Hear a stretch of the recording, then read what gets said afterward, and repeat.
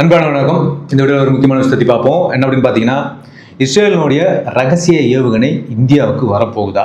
பாகிஸ்தானுடைய பதுங்கு குடிகள்லாம் இனி சாவு மணி அடிக்க போகிறாங்க அப்படின்னு தான் பார்க்கப்படுது. ஏன்னா திடீர்னு நீ வந்து இஸ்ரேலினுடைய ரகசியமான ஒரு ஏவுகணை வருது, பாகிஸ்தானுக்கு மிரட்டுறோம் அப்படி இப்படின்னு நீங்கள் நினச்சிங்க அப்படின்னா கண்டிப்பாக உண்மைதான். நம்ம எல்லாருமே தெரியும், நம்மளுடைய மோடி, அதாவது பாரத பிரதமர் 2017க்கு அப்புறம் கிட்டத்தட்ட 9 வருஷம் கழித்து இஸ்ரேலுக்கு வந்துட்டு போயிருக்காரு. இது வந்து ஒரு சாதாரண ஊர் சுற்றுற ட்ரிப்லாம் கிடையாது. இது இந்தியா இஸ்ரேல் உறவை வந்து அடுத்த 20 வருஷத்துக்கு வேற ஒரு லெவலுக்கு கொண்டு போக போகுது அப்படின்ற மாதிரி தான் சொல்கிறாங்க. ஒரு ஸ்ட்ராட்டஜிக்கல் கேம் பிளான் இதில் இருக்குது அப்படின்னு சொல்லப்படுது. ஒன்று வந்து பாதுகாப்பு, டெக்னாலஜி, பிஸ்னஸ் எல்லாத்துலேயும் ஒரு பெரிய மாற்றம் வரப்போகுது அப்படின்னு சொல்கிறாங்க. முக்கியமான விஷயம் அந்த வீடியோவில் இருக்குது. வாங்க டீட்டெயிலாக வீடியோக்குள்ளே போயிட்டு பார்க்கலாம். சரி, என்னப்பா திடீர்னு போயிருக்காரு அங்கே கேட்டிங்கன்னா, புதுசாக என்ன டீல் போட போகிறாங்க அப்படின்னு பார்க்கும்போது மெயினாக 3 விஷயத்தில் இந்தியா இப்போ குறியாக இருக்குது அப்படின்னு சொல்கிறோம். ஒன்று வந்து செக்யூரிட்டி அண்ட் டிஃபென்ஸ். ஏற்கனவே நம்ம வந்து இஸ்ரேல் கிட்ட இருந்து கிட்டத்தட்ட நிறைய மிசைல்ஸ் வாங்கியிருக்கோம், ட்ரோன்ஸ் வாங்கியிருக்கோம். ஹெரான் ட்ரோன் ஆகட்டும், ஹாரப் ஆகட்டும், இந்த மாதிரியான முக்கியமான ட்ரோன்ஸ் எல்லாமே நம்ம இஸ்ரேலோடது. அது இல்லாமல் நம்மளுடைய ஆர்ம்டு ஃபோர்ஸஸ்க்கு கூடிய அந்த ரைஃபல்ஸ்லாம், டவர் ரைஃபல்லாம் வந்து இஸ்ரேலோட தான். இது எல்லாமே நம்ம அவங்க கிட்ட வாங்கியிருக்கோம். இது மட்டும் இல்லாமல் இஸ்ரேலோடைய நிறைய ஆட்டோமேட்டிக் கன்ஸ் எல்லாமே வந்து நம்ம இங்கேயே ப்ரொடக்ஷன் பண்ணி வித்துட்ருக்கோம் அப்படின்னு பார்க்கப்படுது.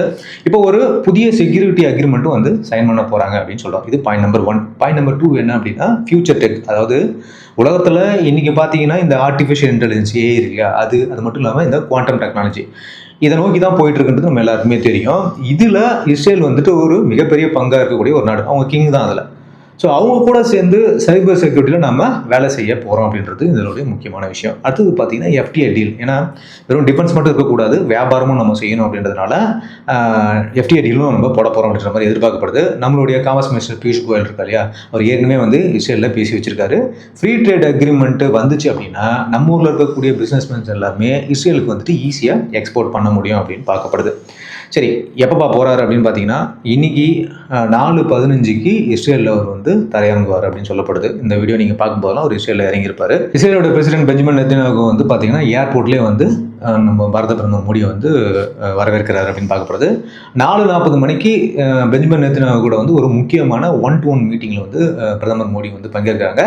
இங்கே தான் இந்த ரகசியமான மிசைல் டீல் பற்றி பேச வாய்ப்பு இருக்குது அப்படின்னு சொல்லப்படுது. அடுத்தது பார்த்தீங்கன்னா 8 மணிக்கு இஸ்ரேலுடைய பார்லிமெண்ட், அதாவது கெனசெட் அப்படின்னு சொல்கிறாங்க. எப்படி வந்துட்டு செனட்னு அமெரிக்காவில் சொல்கிறாங்களோ அந்த மாதிரி இவங்க கெனசெட் அப்படின்னு சொல்கிறாங்க. அந்த பார்லிமெண்ட்டில் வந்துட்டு பார்த்தீங்கன்னா இவர் நம்மளுடைய பாரத பிரதமர் ஒரு ஸ்பீச் கொடுக்குறாரு. 11:20 மணிக்கு பார்த்தீங்கன்னா நெத்தன்யாகு கூட ஒரு ஸ்பெஷல் டின்னரில் வந்து அவர் கலந்துக்கிறாரு. அங்கேயும் வந்து பேச்சுவார்த்தை தொடரும் அப்படின்னு சொல்கிறாங்க. சரி, இதுதான் வந்து நம்ம பாரத பிரதமர் அங்கே லேண்டாக போயிட்டு என்ன இன்னைக்கு பண்ண போகிறாங்க அப்படின்றதான ஒரு விஷயம். எந்த ஒரு நல்ல விஷயம் நடந்தாலும் ஒரு பக்கம் எதிர்ப்பு இருக்கும் அப்படின்னு நம்ம பார்க்குறோம். இங்கேயும் ஒரு எதிர்ப்பு இருக்குது, அங்கேயும் ஒரு சில எதிர்ப்பு இருக்குது. அது காங்கிரஸ் தலைவர் ஜெயராம் ரமேஷ் என்ன சொல்லியிருக்காரு அப்படின்னாக்கா, காசாவில் இவ்வளோ பெரிய பிரச்சனை நடக்கும்போது இந்த விசிட் இப்போ தேவையா அப்படின்ற மாதிரி தன்னுடைய எக்ஸில் வந்துட்டு அவர் போட்டிருக்காரு. ஆனால் நம்மளுடைய அரசாங்கம் என்ன சொல்லியிருக்காங்க அப்படின்னு பார்த்தீங்கன்னா, இந்தியா ஒரு தனித்துவமான நாடு, நாங்கள் எங்கள் தேசத்தினுடைய நலனுக்காகவும் ஜனநாயகத்துக்காகவும் யாரை வேணாலும் பார்க்கறதுக்கு எப்போ வேணாலும் போவோம் அப்படின்ற மாதிரி ஒரு ரிப்ளையை அவங்க கொடுத்துருக்காங்க. சரி, இது வந்து நம்ம நாட்டில் நடக்கிறது. முதல்ல இந்த விசிட்டில் முக்கியமான விஷயம் நான் சொன்னது என்ன அப்படின்னு பார்த்தீங்கன்னாக்கா, இந்த இஸ்ரேலோடைய கோல்டன் அரசன் மிசைல் அப்படின்னு சொல்கிறோம். இந்த மிசைல் பற்றி நான் சொல்கிறேன், கொஞ்சம் சின்ன விஷயங்கள் மட்டும் சொல்கிறேன், தெரிஞ்சுக்கோங்க. இதோட ரேஞ்சு பார்த்தீங்கன்னா கிட்டத்தட்ட 2000 கிலோமீட்டர். அதாவது நம்மளுடைய Su-30 MK இருக்கு இல்லையா, சுக விமானம், இந்த போர் விமானம் வந்து டெல்லியில் பறந்துட்டு இருக்கும்போதே இந்த மிசைலை வந்துட்டு ஏவிச்சு அப்படின்னாக்கா அது நேராக போய் பாகிஸ்தானில் இருக்கக்கூடிய எந்த மூலையிலையும் இருக்கிற பதுங்கு குழியிலையும் வந்து துல்லியமாக தாக்கும் அப்படின்னு பார்க்குறாங்க. பார்டர் வரைக்கும் போகணுன்ற அவசியமே கிடையாது அப்படின்னு பார்க்கப்படுது. நம்மளோட பிரம்மோஸ் மிசைல் மாதிரி தான். இதில் முக்கியமான விஷயமே என்ன பார்க்குறோம் அப்படின்னா, பாகிஸ்தானுடைய ராணுவ தளபதி அசீம் முனீர் இருக்கார் இல்லையா, அவர் எங்கே போய் ஒழிஞ்சிட்டாலும் இந்த மிசைலை ஒரு தலையில் தேடி பிடிச்சி விழுந்துடும் அப்படின்ற மாதிரி பார்க்கப்படுது. இதை ஜாம் பண்ணுறது ரொம்ப ரொம்ப கஷ்டம் அப்படின்னு சொல்கிறாங்க. இதுதான் வந்து இதோடைய ஸ்பெஷாலிட்டி அப்படின்னு பார்க்கப்படுது. இந்த மிசைலை பற்றி வந்து உலகத்துக்கு வந்து தெரியாமல் தான் இருந்துச்சு.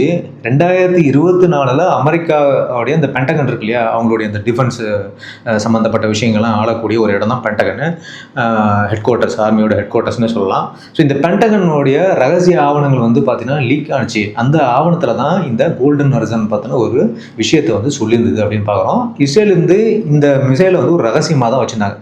எப்படி வந்துட்டு அமெரிக்கா நிறைய வெப்பன்ஸ் வந்து ரகசியமாக வச்சுருக்கோ, ஒரு வார் டைம்லேயும் அவங்க ஒரு புது வெப்பனை வந்து வெளியிடுவாங்க. அந்த மாதிரி இஸ்ரேலும் நிறைய ரகசியமான ஆயுதங்கள்லாம் வச்சுருக்கு. ஸோ இந்த ரகசியத்தை வந்து வெளியிடுறது பென்டகன் அப்படின்னு தான் பார்க்கப்படுது. இதோட ப்ரிசிஷன் எப்படி அப்படின்னு பார்த்தீங்கன்னாக்கா, சுற்றி வந்து எக்கச்சக்க நாட்டு தூதரங்கள் இருந்தாலும் ஒரு பில்டிங், அதாவது சுற்றி 4-5 முக்கியமான பில்டிங் இருக்குது, நடுவில் ஏதோ ஒரு டெரரிஸ்ட் ஹைடாக இருக்காங்கன்னா பக்காவாக அந்த டார்கெட்டை மட்டும் துல்லியமாக இது தாக்கும் அப்படின்னு பார்க்கப்படுது. இதோட நீளம் பார்த்தீங்கன்னா கிட்டத்தட்ட 8.3 மீட்டரு, 1000 கிலோ வார்ஹெட்ஸ், அதாவது அந்த வெடிபொருட்கள்லாம் இல்லையா, அதை வந்து இது தூக்கிட்டு போகும் அப்படின்னு சொல்கிறாங்க.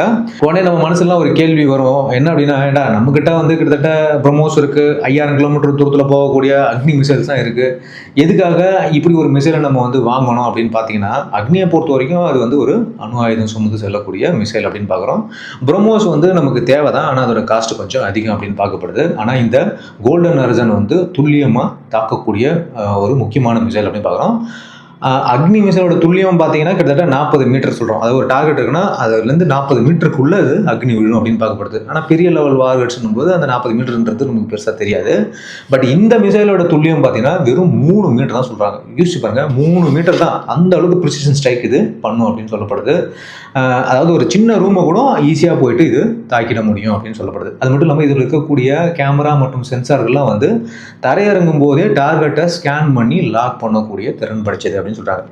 இந்தியா ஏன் இதை வாங்குது அப்படின்னு பார்த்தீங்கன்னா, நம்மளுடைய ஆல்ரெடி ஏர் லான்ச்சு வெர்ஷனான இந்த ருத்ரம் 3, அப்புறம் இந்த பிரளய், இந்த மாதிரியான மிசைல்லாம் வந்து பார்த்தீங்கன்னா இன்னும் வந்து ஃபுல் ஃப்ளெஜ்டாக தயார் நிலையில் இல்லை அப்படின்னு பார்க்குறோம்.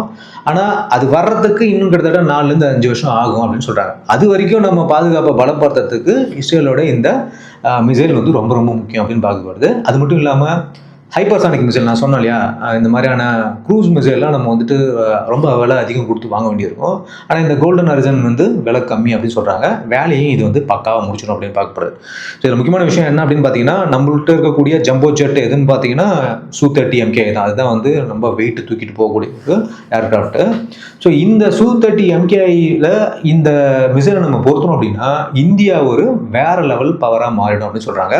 கிட்டத்தட்ட $8.7 பில்லியன் மதிப்பு ஆயுத ஒப்பந்தங்கள்லாம் வந்து கையெழுத்தாக போகுது இந்த விசிட்ல. அதுல இந்த கோல்டன் ஹரிசான் மிசைலும் ஒரு முக்கியமான பார்ட்டா இருக்கும் அப்படின்ற மாதிரி எதிர்பார்க்கப்படுது. அது மட்டும் இல்லாம இஸ்ரேல் பிரதமர் பெஞ்சமின் நெத்தன்யாவும் அப்புறம் நம்மளுடைய பாரத பிரதமர் மோடியும் சேர்ந்து ஒரு பெரிய கூட்டணியை உருவாக்குறாங்க அப்படின்னு எதிர்பார்க்கப்படுது.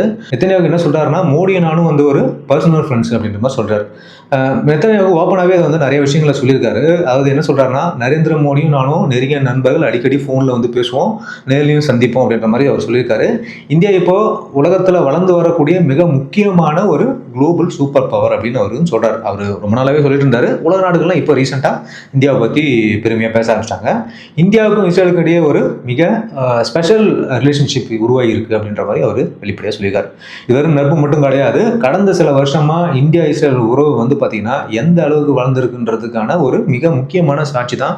கிட்டத்தட்ட 9 வருஷத்துக்கு அப்புறம் இவ்வளோ பிரச்சனை இருக்கும்போதும் மோடி அங்கே போய் இறங்குறதுக்கான முக்கியமான விஷயம் அப்படின்னு சொல்கிறாங்க. டிஃபென்ஸ் ஆகட்டும், பொருளாதாரம் ஆகட்டும், அப்புறம் அரசியல் ஆகட்டும், அது மட்டும் இல்லாமல் எல்லா விஷயங்களுமே இஸ்ரேல் வந்து நமக்கு உறுதுணையாக நிற்கக்கூடிய ஒரு முக்கியமான நாடு அப்படின்னு நம்ம பார்க்குறோம். ஸோ நெத்தன்யாகு வந்து அவரோட கண்ணுக்கு முன்னாடி மிகப்பெரிய ஒரு வரைபடத்தையே வச்சிருக்காரு அப்படின்னு பார்க்குறோம். அவர் சொல்கிறது என்ன அப்படின்னா, ஒரு மிகப்பெரிய கூட்டணியை அமைக்க போகிறாங்க அப்படின்ற மாதிரி அவர் வந்து சொல்கிறாரு. அதாவது சிஸ்டம் ஆஃப் அலையன்ஸ் அப்படின்ற மாதிரி அவர் வந்து ஒரு விஷயத்த சொல்லியிருக்காரு. அதில் யாரெல்லாம் இருப்பாங்க அப்படின்னு பார்த்தீங்கன்னாக்கா, இந்தியா இருக்கும், முக்கியமாக நம்ம தான். அதுக்கப்புறம் பார்த்தீங்கன்னா அரபு நாடுகளில் ஒரு சில நாடுகள், அதாவது ஜோர்டான்லாம் பார்த்தீங்கன்னா இஸ்ரேலுக்கு சப்போர்ட் பண்ணக்கூடிய ஒரு நாடு, அப்புறம் UAE இஸ்ரேலுக்கு கொஞ்சம் சப்போர்ட் பண்ணும். இந்த மாதிரியான இஸ்ரேலுக்கு சப்போர்ட் பண்ணக்கூடிய ஒரு சில நாடுங்க, அப்புறம் ஆப்பிரிக்காவில் இருக்கக்கூடிய ஒரு சில நாடுங்க, அது மட்டும் இல்லாமல் முக்கியமாக கிரீஸ் மற்றும் சைப்ரஸ் போன்ற இந்த மெடிட்டரேனியன் சீயில் இருக்கக்கூடிய நாடுகள். ஏன் இந்த கிரீஸ் மற்றும் சைப்ரஸ் நமக்கு தெரியும், நான் பழைய வீடியோவில் நிறையா போட்டிருக்கேன். துருக்கி, அசர்பைஜான் இவங்களுடைய அலையன்ஸை உடைக்கிறதுக்கு பாகிஸ்தான், துருக்கி, அசர்பைஜான் இவங்கெல்லாம் சேர்ந்துக்கிட்டு ஒரு மாதிரி வித்தியாசமாக செயல்படுறாங்க இல்லையா, இஸ்ரேலுக்கும் இந்தியாவுக்கும் அகென்ஸ்டா. ஸோ அவங்களுடைய மூக்கை கட் பண்ணுறதுக்கான விஷயத்தை தான் இதை பண்ண போகிறாங்க அப்படின்னு எதிர்பார்க்கப்படுது.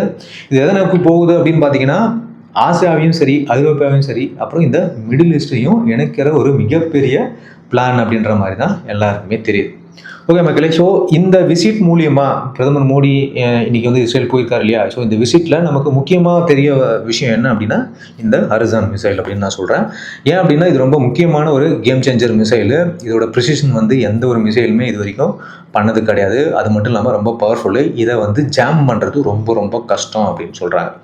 ஓகே, ஸோ வீடியோ இன்ஃபர்மேட்டிவாக இருக்கும் நம்புறேன். கண்டிப்பாக சேனல் சப்ஸ்கிரைப் பண்ணுங்கள், உங்களோட கருத்துக்களை தெரிவிங்க, சேனலுக்கு வந்துட்டு உங்கள் ஃப்ரெண்ட்ஸுக்கெலாம் ஷேர் பண்ணுங்கள். மீண்டும் சந்திப்போம். தேங்க்யூ, பாய், ஜெய்.